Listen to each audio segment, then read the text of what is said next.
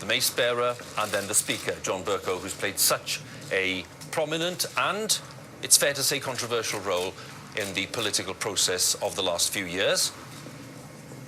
He's making his way down through the members' lobby of the House of Commons into the chamber of the House of Commons itself, where there will be the usual daily prayers of the Speaker's chaplain.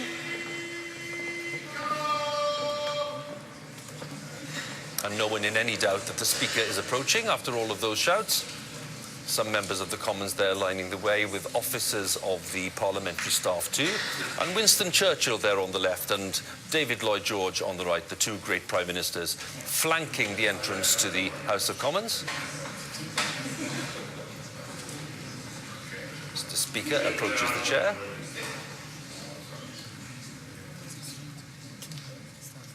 In what is his last state opening, given that he's announced his retirement plans.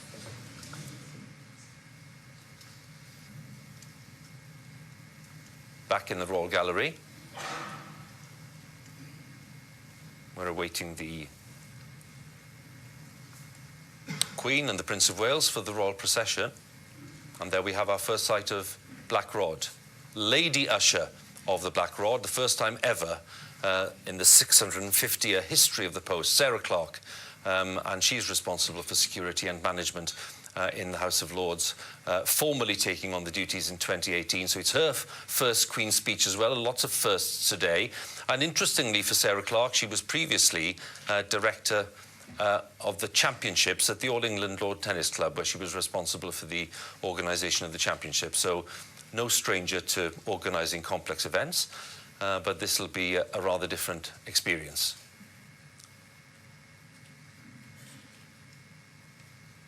And at the entrance to the robing room, we have the state trumpeters who will be ready to announce the start of the procession itself. There they are in their medieval uniform, unchanged for hundreds of years,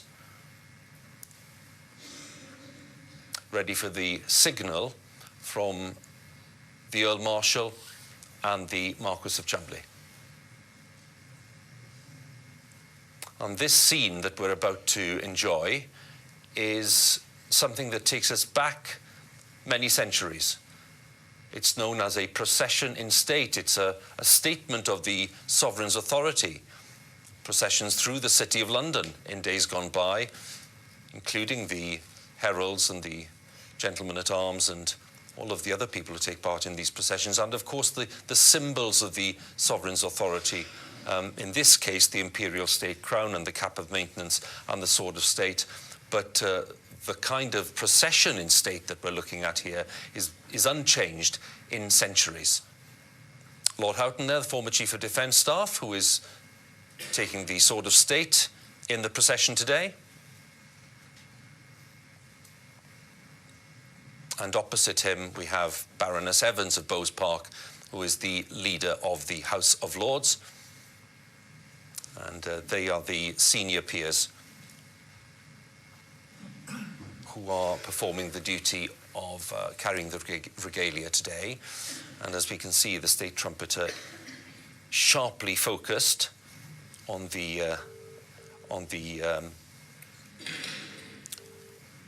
Marquess of Cholmondeley and on the Duke of Norfolk, who will be giving the signal to start the procession itself.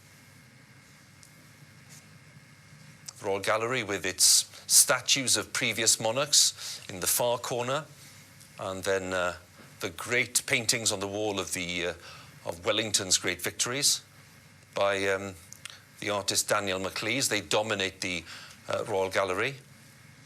It is one of the royal sections of the Palace of Westminster, so it's neutral ground, if you like. It's not part of the partisan areas, including the House of Commons and the precincts of the Commons. It's used by peers to greet guests and even to socialise on some days. And it's always a highlight of any visit to the Palace of Westminster to have a trip through the Royal Gallery, which, of course, in normal times doesn't have this seating there at all. It's a great open expanse. And it's one of the most impressive and splendid spaces in the palace itself, and that is saying something, because the robing room itself, with its Arthurian portraits, is a beautiful room. A couple of years ago, I was in there listening to former President Carter give an address on the kind of contribution that the UN can make and what he thought of that, and the contribution indeed that he could make in health terms across the world. So President Carter, just one of the former heads of state who's been in Parliament to give addresses either in the robing room or in the Royal Gallery itself. There have been some exceptions to that, of course. Some heads of state have been allowed to address both Houses of Parliament in Westminster Hall. That's seen to be an even greater honour because of the historical resonance of Westminster Hall itself.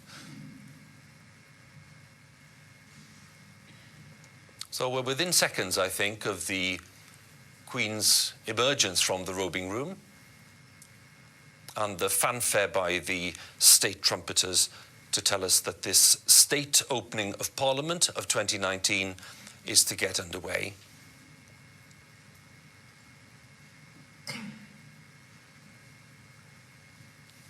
The Guards of Honour, provided by the Yeomen of the Guard in the Royal Gallery, still in place after they marched in well over half an hour ago. The heralds, who are facing the robing room as we look, ready to turn and lead into the Prince's chamber, into the House of Lords. And we'll see the gentlemen at arms as well featuring in that procession a little later on. We'll have the heads of the armed forces, the Air Force and the Navy, and the Army, and they will be taking part as well. And we'll see some of the senior political leaders who will be gathered in the House of Lords when the Queen's speech gets underway.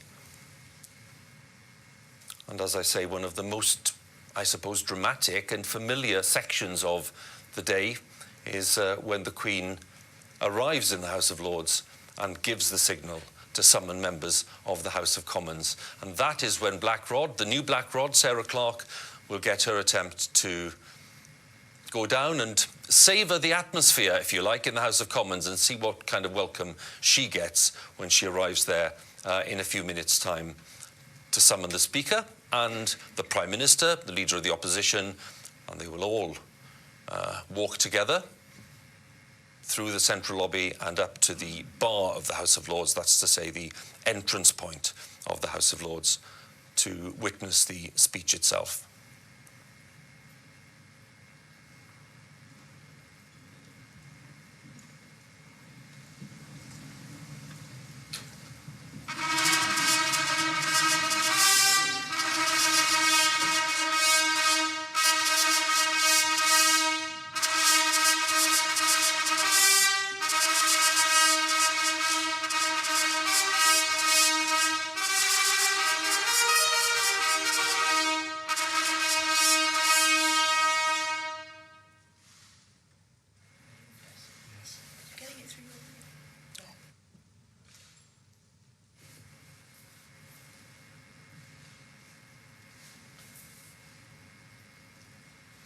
Marquis of Cholmondeley, whose job it is today to carry the crown, normally worn by the Queen, but not today, and to carry the crown at the head of the procession. And there we have the Queen's official consort today, the Prince of Wales,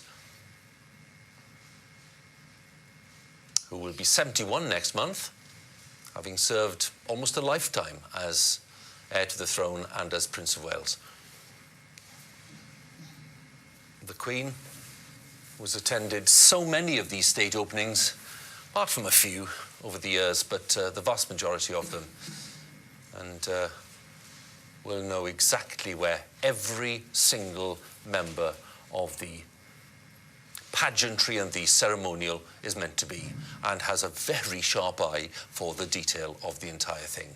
I'm told that she misses nothing along the way, so there'll be lots of nerves there among the yeomen and all the others about exactly where they're standing and exactly how they're holding themselves.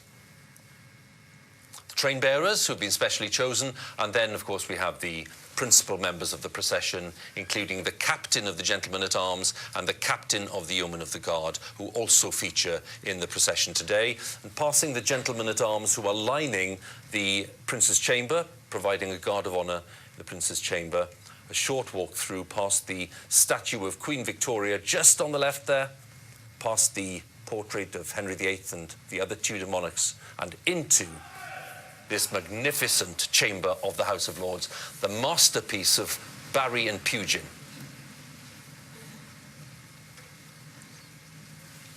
Queen will approach and take her place on the throne of the House of Lords with the Prince of Wales next to her. The crown will be placed on the table. The Duchess of Cornwall will take her place on the state chair that's been put there on the right-hand side. And the first thing that we'll hear from the Queen is an invitation to the members of the House of Lords and guests to be seated.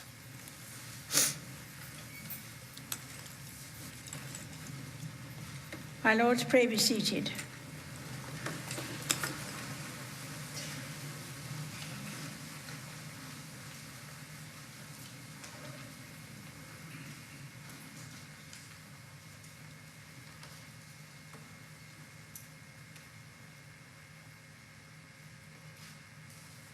Crown being placed, the Queen will signal her approval for Black Rod.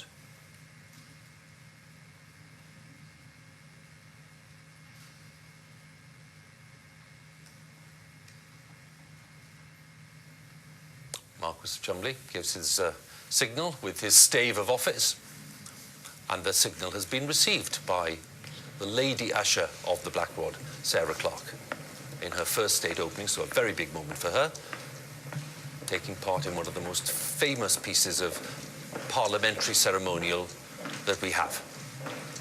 Making her way down from the central lobby, Black Rod is announced, and approaching the members' lobby of the House of Commons, where the members congregate, and approaching the door of the Commons, which will be slammed in her face as a sign of the authority of the House of Commons.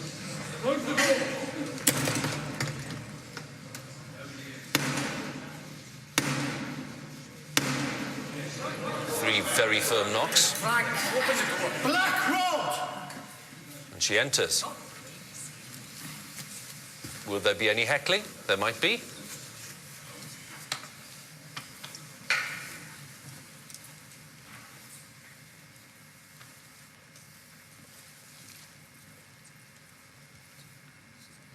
Mr. Speaker, the Queen commands this honourable House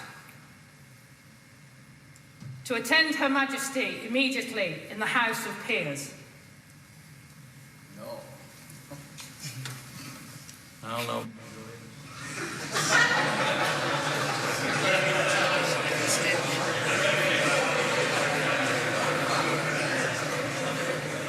Some words of dissent there, and no prizes for guessing who they came from. The veteran Labour MP for Bolsover, Dennis Skinner, who specialises in a bit of heckling on these events.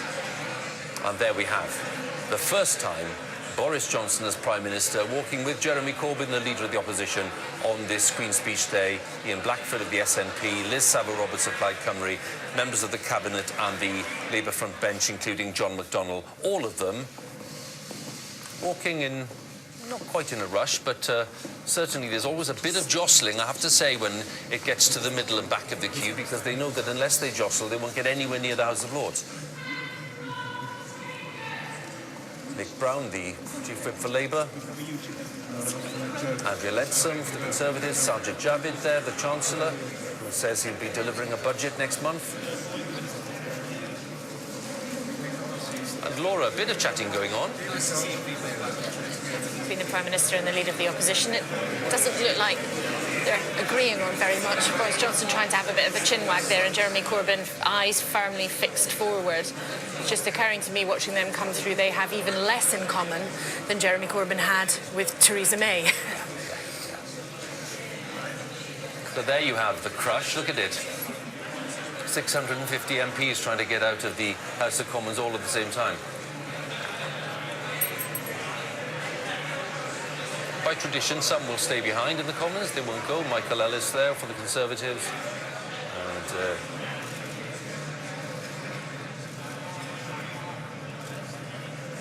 James Cleverly there. There's Joe Johnson, also Conservatives. Mike Gapes with Nicky Morgan.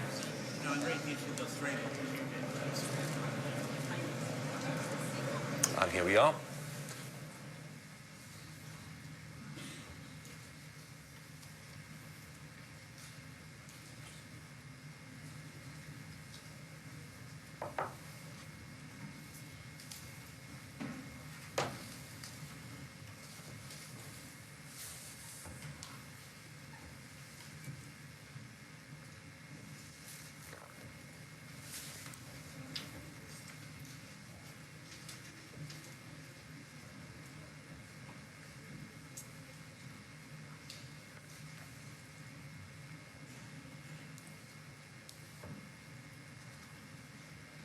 So here we have the new Lord Chancellor, Robert Buckland, who has the speech in his ceremonial purse. We'll present it to the Queen. Steps back one and then turns around.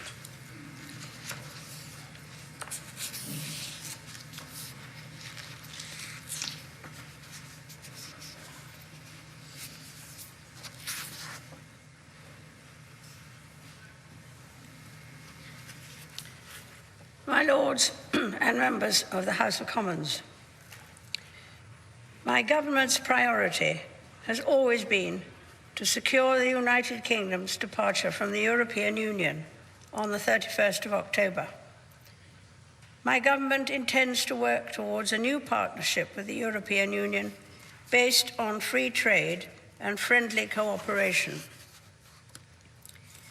My ministers will work to implement new regimes for fisheries, agriculture and trade, seizing the opportunities that arise from leaving the European Union. An immigration bill ending free movement will lay the foundation for a fair, modern and global immigration system. My government remains committed to ensuring that resident European citizens who have built their lives in and contributed so much to the United Kingdom have the right to remain. The bill will include measures that reinforce this commitment. Steps will be taken to provide certainty, stability, and new opportunities for the financial services and legal sectors. My government's new economic plan will be underpinned by a responsible fiscal strategy, investing in economic growth while maintaining the sustainability of the public finances. Measures will be brought forward to support and strengthen the National Health Service, its workforce and resources, enabling it to deliver the highest quality care. New laws will be taken forward to help implement the National Health Service's long-term plan in England and to establish an independent body to investigate serious healthcare incidents. My government will bring forward proposals to reform adult social care in England to ensure dignity in old age. My ministers will continue work to reform the Mental Health Act to improve respect for and care of those receiving treatment. My government is committed to addressing violent crime and to strengthening public confidence in the criminal justice system. New sentencing laws will see that the most serious offenders spend longer in custody to reflect better the severity of their crimes. Measures will be introduced to improve the justice system's response to foreign national offenders. My government will work to improve safety and security in prisons and to strengthen the rehabilitation of offenders. Proposals will be brought forward to ensure that victims receive the support they need and the justice they deserve.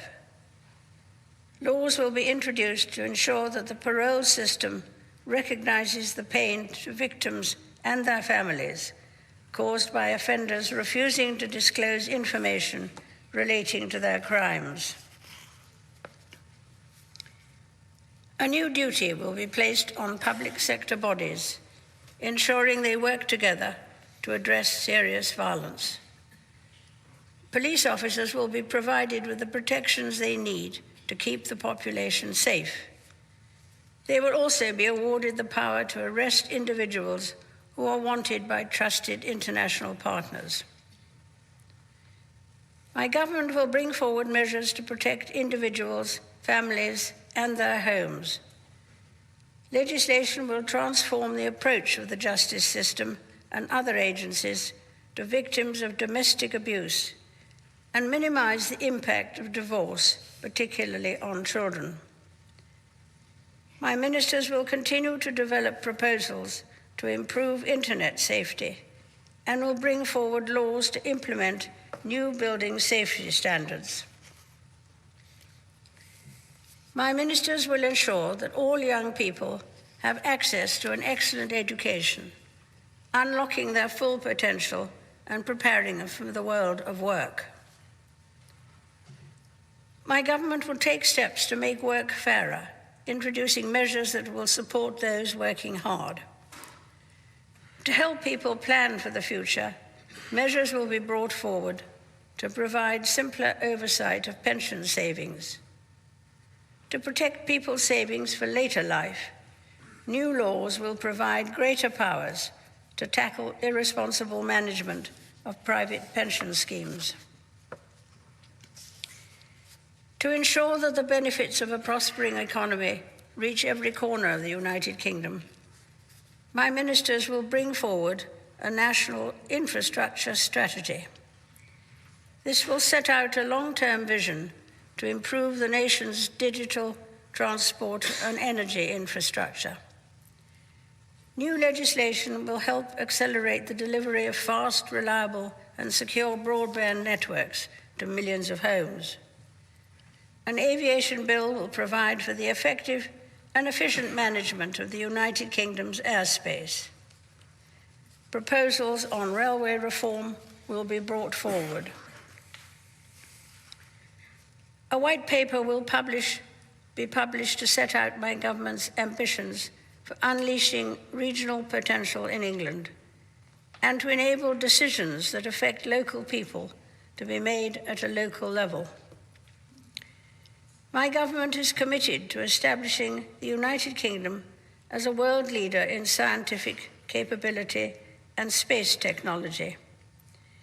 Increased investment in science will be complemented by the development of a new funding agency, a more open visa system, and an ambitious national space strategy.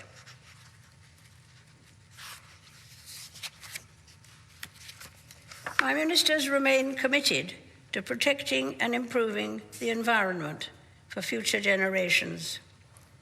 For the first time, environmental principles will be enshrined in law. Measures will be introduced to improve air and water quality, tackle plastic pollution, and restore habitats so plants and wildlife can thrive. Legislation will also create new legally binding environmental improvement targets. A new world-leading independent regulator will be established in statute to scrutinize environmental policy and law, investigate complaints, and take enforcement action. Proposals will also be brought forward to promote and protect the welfare of animals, including banning imports from trophy hunting. The integrity and prosperity of the Union that binds the four nations of the United Kingdom is of the utmost importance to my government. My ministers will bring forward measures to support citizens across all the nations of the United Kingdom. My government remains committed to working with all parties in Northern Ireland to support the return of devolved government and to address the legacy of the past.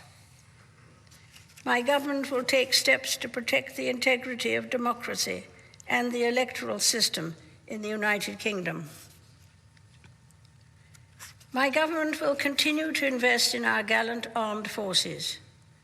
My ministers will honour the Armed Forces Covenant and the NATO commitment to spend at least 2% of national income on defence. As the United Kingdom leaves the European Union, my government will ensure that it continues to play a leading role in global affairs, defending its interests and promoting its values. My government will be at the forefront of efforts to solve the most complex international security issues. It will champion global free trade and work alongside international partners to solve the most pressing global challenges. It will prioritize tackling climate change and ensuring that all girls have access to 12 years of quality education. Members of the House of Commons, estimates for the public services will be laid before you. My Lords and members of the House of Commons, other measures will be laid before you. I pray that the blessing of Almighty God may rest upon your councils.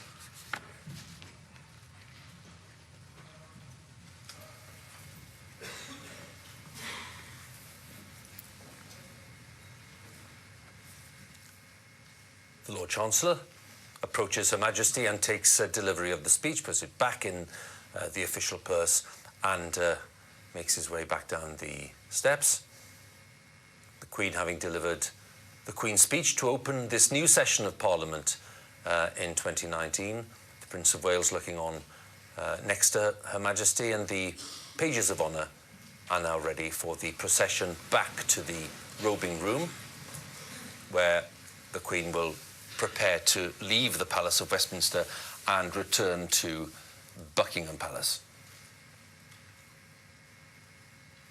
Members of the judiciary, very prominent in the House of Lords today, and the bishops too. We saw glimpses of them earlier, including the former Bishop of London, Dr. Richard Charters, and others, also taking their places.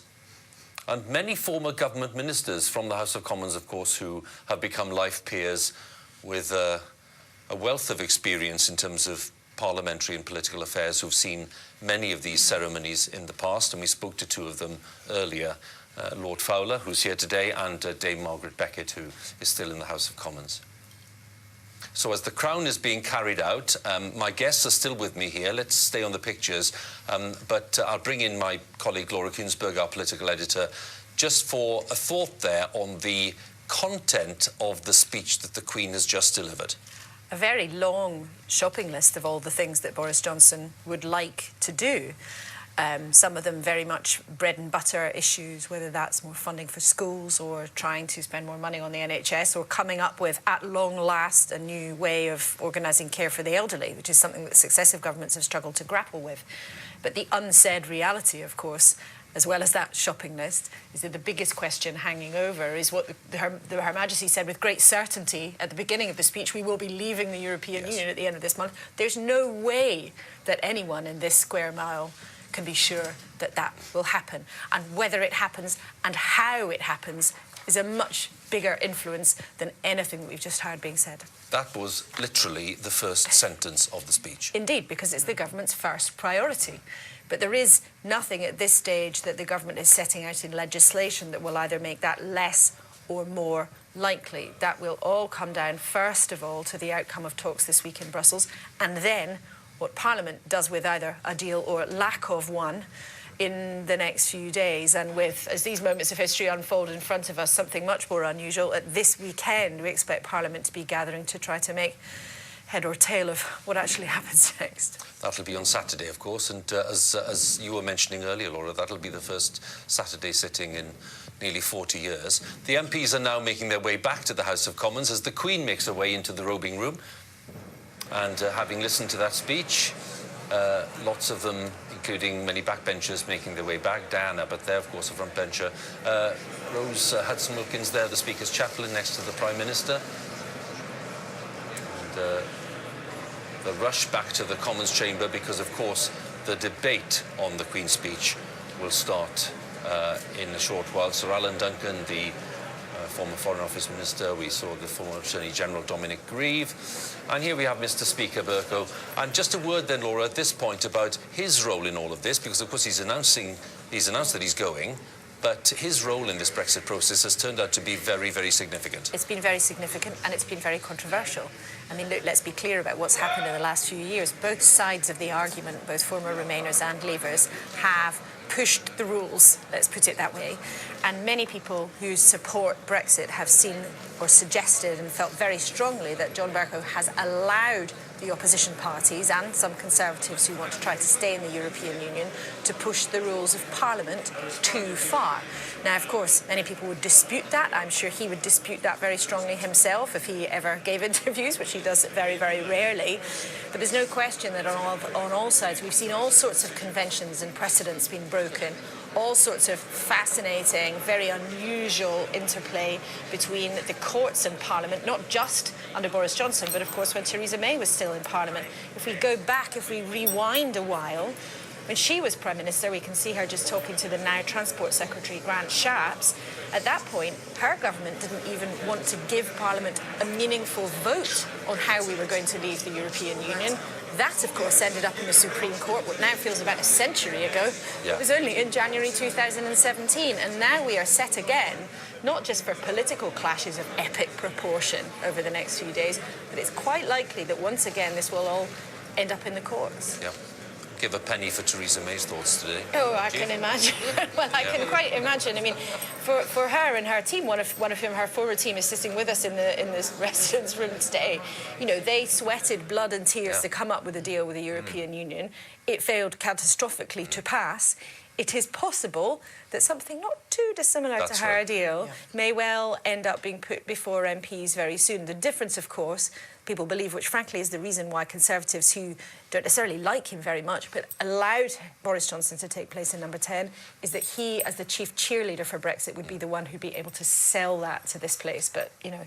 Yeah, the very point, Andrew, I wanted to put to you, because given your experience of working with Theresa May, it's not the penny for the thoughts, but it's just the idea that the deal that might emerge may well not be that different to the deal that Mrs May worked so hard to put together and was comprehensively and repeatedly rejected. So, you know, for those of you who worked alongside, that must be rather galling, surely. I wouldn't say galling. I think it was a very good deal, the deal that Theresa worked very hard with others to put before this House, as Laura so kindly reminded us. It catastrophically failed to pass on